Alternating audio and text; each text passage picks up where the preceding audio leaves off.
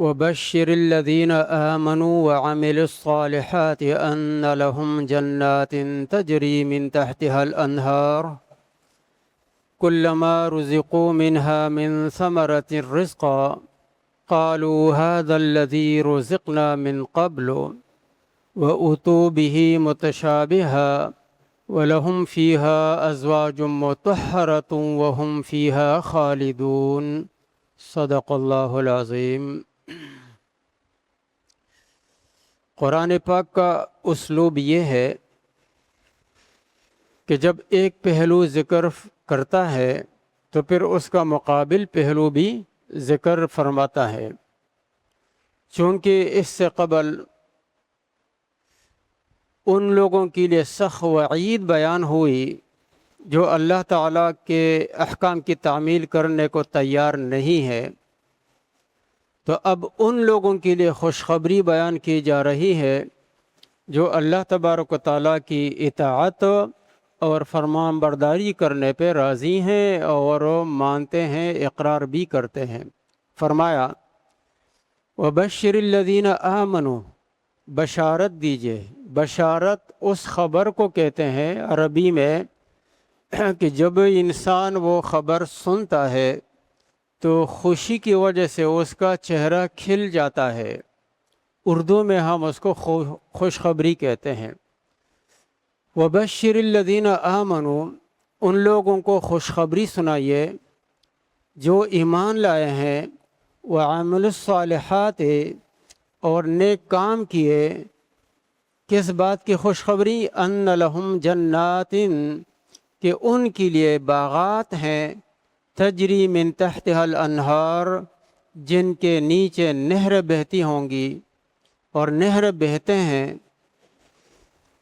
بہتی ہیں کلما رزقوا منها من ثمرۃ الرزق، اور جب ان کو یعنی جنتیوں کو ان میں سے کوئی پھل کھانے کو دیے جائیں گے، قالوا، تو وہ کہیں گے هذا الذي رزقنا من قبل، یہ وہی تو ہے جو ہمیں ابھی دیا گیا تھا۔ وَأُتُوا بِهِ مُتَشَابِهًا، حدیث شریف میں آتا ہے فرشتے کہیں گے کہ تم کھا لو، یہ رنگ اور شکل میں تو اسی طرح کا ہے لیکن ذائقہ مختلف ہے۔ تو اللہ نے فرمایا وَأُتُوا بِهِ مُتَشَابِهًا، ان کو ہم شکل اور ہم رنگ ملتے جلتے پھل اور میوے دیے جائیں گے۔ وَلَهُمْ فِيهَا أَزْوَاجٌ مُطَهَّرَةٌ، اور ان کے لیے ان باغات میں، جنتوں میں، بہشتوں میں صاف بیویاں ہوں گی، صاف ستھری، مطہرہ، جو عیوب سے پاک ہوں گی۔ وَهُمْ فِيهَا خَالِدُونَ، اور وہ جنتی ان باغوں میں ہمیشہ رہیں گے۔ یہاں ایک بات یہ قابل ذکر ہے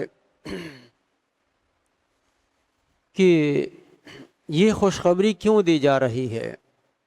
اس کی وجہ یہ ہے کہ لوگ یہ نہ سمجھے کہ ہم صرف اللہ کے حکم کی صرف تعمیل کرتے ہیں، بلکہ ان کو یہ بتایا جا رہا ہے کہ تم حکم کی تعمیل کے ساتھ ساتھ اجر اور ثواب کے بھی حقدار ٹھہریں گے، یعنی کہ تم کو اللہ کے فضل سے اس کا اجر بھی دیا جائے گا، ثواب بھی دیا جائے گا، جس کی صورت یہ ہوگی کہ تمہیں باغوں میں داخل کیا جائے گا، اور ان باغوں میں نہریں ہیں، اور وہ نہریں ان کے نیچے بہتی ہے۔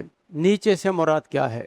چونکہ دوسری جگہ آیتوں میں یوں آیا ہے کہ جنتیوں کے لیے غرفات ہوں گے، بالا خانے ہوں گے۔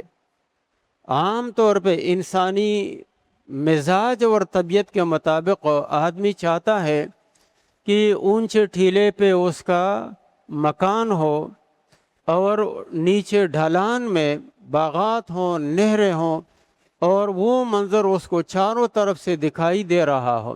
تو اس لیے نیچے سے مراد یہ ہے کہ ان کے گھر بلندی پہ ہوں گے، محلات بلندی پہ، ٹیلوں پہ بنے ہوئے ہوں گے، اور یہ جو باغات ہے اور نہریں ہیں یہ نیچے ڈھلان میں یہ اس کو نظر آئیں گے، اور جہاں نہر بھی بہتی ہوں گی تو باعتبار مکان کے جنتی اوپر ہوئے اور نہر نیچے ہو گئی۔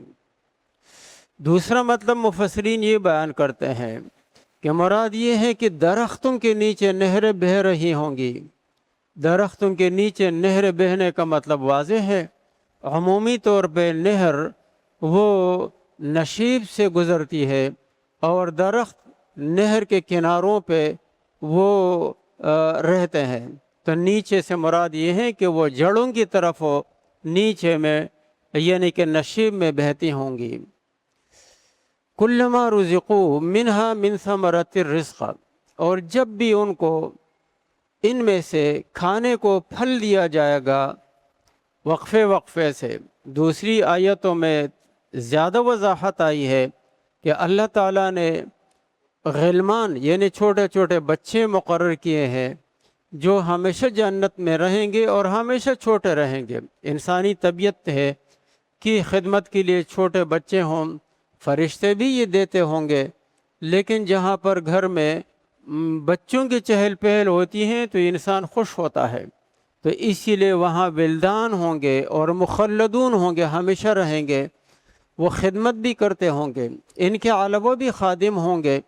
تو وہ جب خدام جب ان کو پھل دیں گے تو یہ کہیں گے کہ یہ تو ابھی ہم کھا چکے ہیں، تو وہ کہیں گے کہ نہیں تم کھا لو، اس کا مزہ اور ذائقہ الگ ہے، البتہ رنگ اور شکل ایک جیسی ہے۔ وہ اتو بھی متشابہہ، اور ان کو ملتے جلتے پھل رنگ اور شکل میں ایک جیسے ہوں گے، وہ دیے جائیں گے۔ اس کی وجہ مفسرین یہ لکھتے ہیں کہ انسان عمومی طور پہ اس چیز کو پسند کرتا ہے جس سے وہ مانوس ہوتا ہے۔ تو دنیا میں کچھ نمونے اللہ نے پیدا کیے ہیں، یہ سیب ہے، یہ انگور ہے، یہ کیلا ہے، یہ آم ہے، یہ فلاں ہے، یہ نمونے ہیں سارے پھلوں کے۔ تو جب جنت میں یہ پھل ان کو دیے جائیں گے تو یہ کہیں گے یہ تو وہی ہے جو ہمیں پہلے دیے گئے تھے۔ من قبل کا ایک مطلب یہ بیان کیا گیا ہے، یعنی یہ تو وہی ہے کہ جو ہم نے دنیا میں کھایا۔ تو فرشتے کہیں گے کہ نہیں، یہ رنگ اور شکل اور نام کے اعتبار سے تو وہی ہے، اس کو بھی آم کہتے ہیں، اس کو بھی انگور کہتے ہیں، اس کو بھی سیب کہتے ہیں، لیکن یہ اس طرح نہیں ہے، اس کا ذائقہ، اس کی عمدگی اس سے مختلف ہے۔ یا دوسرا مطلب وہی جو میں نے ترجمہ میں بتایا، وَلَهُمْ فِيهَا أَزْوَاجٌ مُطَهَّرَةٌ، اور ان کے لیے پاکیزہ عورتیں ہوں گی۔ انسان اپنی طبیعت کے لحاظ سے دو چیزوں کو پسند کرتا ہے، کیونکہ انسان کے جو عناصر ہے جو اس میں ودیعت کیے گئے ہیں، ان میں ایک قوت شہویہ ہے، خواہشات ہے۔ تو خواہشات کے دو بڑے تقاضے ہیں، ایک کھانے پینے کے، اور دوسرا تقاضا جو ہے نا وہ عورت کا ہے، مردوں کا۔ پھر عورتوں کے لیے مردوں کی طرح میلان ہوتا ہے۔ تو یہاں صرف بیویوں کا ذکر کیا گیا، اور جو مسلم خواتین ہیں جنتی، ان کے لیے ازواج کا ذکر نہیں کیا گیا۔ تو اس کی وجہ علماء یہ لکھتے ہیں کہ اس میں عام طور پہ قرآن کا اسلوب یہ ہے کہ خواتین کا نام نہیں لیا جاتا، اس لیے کہ ان کے لیے پردہ مطلوب ہے، تو ان کے نام لینے سے بھی قرآن نے گریز کیا ہے تاکہ ہمارے لیے تعلیم ہو کہ خواتین کا نام بلا ضرورت مجمع میں لوگوں کے سامنے، خاص کر کے اجنبیوں کے سامنے، گھروں کی خواتینوں کے نام ذکر نہ کیے جائے۔ ضرورت پڑنے پہ، جیسے نادرہ آفس میں کوئی نام بتانے کی ضرورت ہو، ڈاکٹر کو نام بتانے کی ضرورت ہو، ضروریات تو مباح ہوتی ہیں، جائز ہوتی ہیں، لیکن بلا وجہ نام نہیں لینے چاہیے ان کے مجموع میں اور دوسرے لوگوں کے سامنے۔ ہاں، البتہ صرف ایک نام قرآن میں ایک خاتون کا مذکور ہے بار بار، وہ حضرت عیسیٰ علیہ السلام کی والدہ حضرت مریم محترمہ ہے۔ اس کی وجہ یہ ہے کہ اس میں عیسائیوں کی اس توجیہ اور ان کے نظریے کی تردید ہے کہ جو کہتے ہیں کہ یہ ابن اللہ ہے، اللہ کا بیٹا ہے۔ تو اللہ نے فرمایا کہ عیسیٰ علیہ السلام اللہ کا بیٹا نہیں ہے، عیسیٰ ابن مریم ہے، یہ مریم کا بیٹا ہے۔ اسی طرح یہود بھی جو ہے نا حضرت مریم علیہ السلام پہ تہمت لگاتے تھے اور ان کی طرح غلط نسبت کرتے تھے، تو اللہ نے فرمایا کہ یہ ابن مریم ہے، بغیر باپ کے اللہ نے پیدا کیا ہے۔ تو اس نقطے کی وجہ سے اللہ حضرت مریم کا نام تو لیتے ہیں، باقی کسی خاتون کا نام اللہ نے ذکر نہیں کیا ہے۔ ہاں البتہ معجم طبرانی میں روایت ہے کہ جو خواتین ہے تو ان کے لیے پھر بھی یہی حکم ہے جو مردوں کے لیے ہے۔ اس میں ضابطہ یہ ہے تفصیل کے مطابق جو خاتون شادی شدہ ہے وہ اپنے شوہر کے ساتھ رہیں گی۔ اگر کوئی خاتون ایسی ہے جو بیوہ ہو گئی یا اس کو طلاق ہو گئی، اس نے پھر دوسرے شوہر سے نکاح کیا، تو پھر وہ آخری شوہر یعنی جو وفات کے بعد جس کا شوہر تھا اس کے ساتھ رہے گی۔ البتہ ان کو مجبور نہیں کیا جائے گا کہ تمہیں بہرحال اس کے ساتھ رہنا ہے۔ اگر وہ اس کو اپنے شوہر سے کوئی گلہ شکوہ ہے، وہ نہیں رہنا چاہتی ہے، تو اس کے لیے پھر اللہ تبارک و تعالیٰ جیسے مردوں کے لیے حور عورتیں پیدا کرتا ہے، ایسے ہی ان کے لیے حور مرد پیدا کرے گا۔ جو خواتین اپنے شوہروں کے ساتھ رہیں گی، جو زیادہ ہے، کسی نے زیادہ شادیاں کی ہے، ایک سے زیادہ، تو اللہ تبارک و تعالیٰ ان سوکنوں کے دلوں سے وہ جو حسد ہے، کینہ ہے، بغض ہے، اس کو نکالے گا۔ جیسے تمام جنتیوں کے دلوں سے بغض اور کینہ نکالا جائے گا، تو ان خواتین کے دلوں سے بھی بغض اور کینہ نکالا جائے گا۔ اور جو عورتیں غیر شادی شدہ ہیں، بچپن میں جن کا انتقال ہوا، ان کے لیے بھی یہی حکم ہے۔ اگر وہ کسی مرد کو پسند کریں گے تو ان کے ساتھ رہیں گی، نہیں کرنا چاہیں تو ان کے لیے کوئی مرد حور جو ہے نا وہ موجود ہوں گے، ان کے ساتھ ان کا ازدواجی تعلق ہوگا۔ پھر یہ جو خواتین ہے، چونکہ یہ وارث کی حیثیت سے جنت میں داخل ہوں گی، لہٰذا ان کا درجہ اور مقام وہاں کے حوروں سے زیادہ ہوگا، بڑھ کر ہوگا۔ لہٰذا ایک آدمی کے نکاح میں، زوجیت میں حوریں بھی ہیں اور اس کی دنیا کی بیوی بھی ہے، ایک ہے، دو ہے، تین ہے، چار ہے، جو بھی ہیں، تو ان کا مقام حوروں سے بالا تر ہوگا۔ یہ ان سے افضل ہوں گی، حسن میں بھی اور درجہ اور مقام میں بھی۔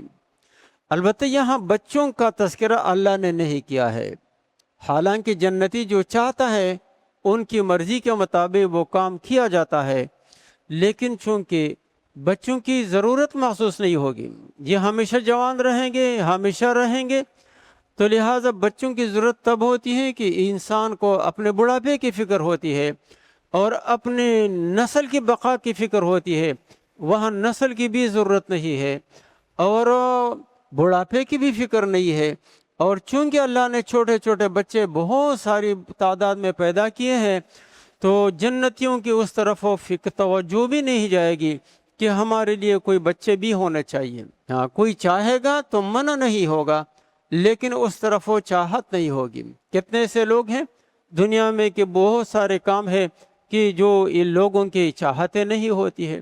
ہم نہیں چاہتے ہیں کہ ہم پتھر بن جائیں، ہم نہیں چاہتے ہیں کہ ہم فرشتہ بن جائے، ہم انسان ہیں، ہم اس پہ راضی ہیں۔ جو جس قبیلے سے ہیں وہ اس پہ خوش ہے، وہ اس پہ فخر کرتا ہے۔ سمرو قبیلے سے تعلق ہے، وہ کہتے ہیں شکر ہے میں سمرو ہوں۔ جس کا کسی اور قبیلے سے تعلق ہے وہ اسی پہ خوش ہے، وہ نہیں چاہتے میں کوئی دوسرا بندہ ہوتا۔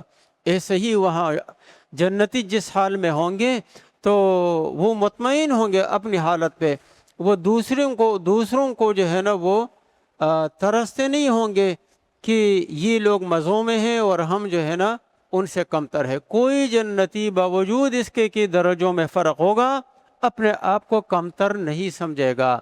وَهُمْ فِيهَا خَالِدُونَ، اور یہ جنتی جنت میں ہمیشہ رہیں گے۔ انسان کو نعمت مل جاتی ہے لیکن پھر فکر یہ ہوتی ہے کہ بیمار ہو جاؤں گا، بوڑھا ہو جاؤں گا، مر جاؤں گا، تو اللہ نے اس فکر سے بھی ان کو بے نیاز کر دیا کہ وہاں موت بھی نہیں آئے گی اور ہمیشہ ہمیشہ جنت میں رہو گے۔ اللہ تبارک و تعالی ہمیں نصیب فرمائے۔